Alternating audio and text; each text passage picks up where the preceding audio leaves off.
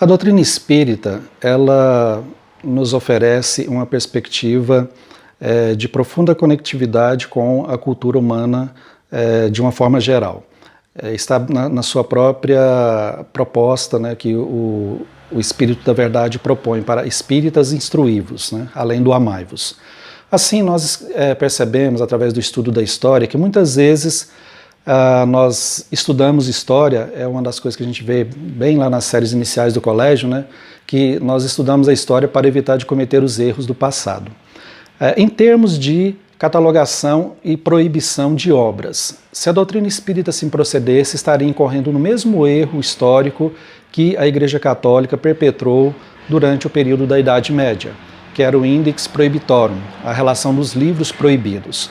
Então, realmente não é, de acordo com a mais moderna expressão cultural da humanidade, não é, digamos assim, eficaz a proibição pela proibição.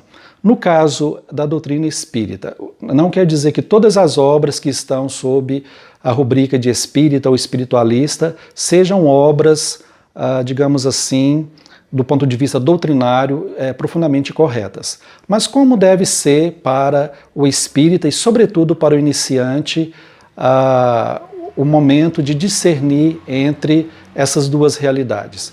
O espírita iniciante, assim como o espírita já maduro na sua cultura doutrinária, deve buscar naturalmente pela base. Quando vai se estudar filosofia, vai se formar em filosofia, nós pegamos os pré-socráticos, os socráticos, Sócrates, Platão, Aristóteles e todos aqueles que vieram depois, ou seja, nós remontamos a base para chegar até a filosofia contemporânea.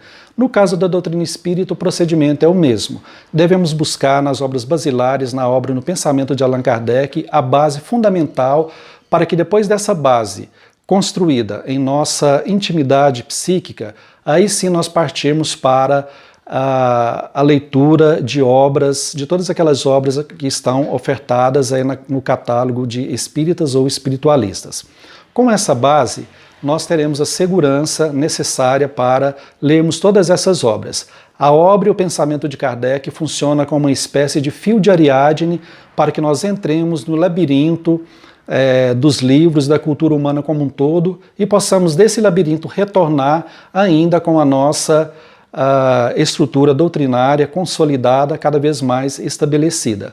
Então, para o espírita iniciante é necessário, é interessante que ele leia Kardec, leia aqueles autores já clássicos, né, como a obra de Chico Xavier, André Luiz, Emmanuel, a obra psicográfica de Divaldo Franco e outros médiuns notáveis, o que não quer dizer que nós não devamos ler, por exemplo, obras espiritualistas, obras sobre yoga, teosofia, etc. Não quer dizer isso. Quer dizer que nós, formando a nossa base doutrinária, estaremos aptos a ler qualquer tipo de literatura, seja ela espiritualista, seja ela da cultura secular, seja ela de que campo de atuação for, até mesmo para estabelecer os parâmetros de comparação, amadurecermos e criarmos a nossa identidade cultural do ponto de vista da estrutura doutrinária.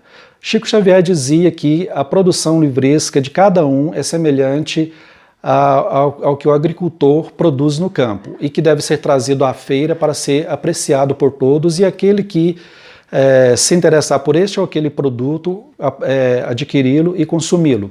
Assim deve ser no campo da literatura espiritualista e espírita como um todo, segundo o saudoso médium espírita. Ou seja, jamais o espiritismo deverá repetir o equívoco do passado de criar uma lista de livros proibidos, porque essa atitude da Igreja, por assim dizer, expulsou grandes mentes, grandes pensadores que saíram e acabaram produzindo obras excepcionais fora do ambiente eclesiástico daqueles tempos. Com a doutrina espírita, portanto, devemos ter o cuidado para não incorrer neste grande equívoco.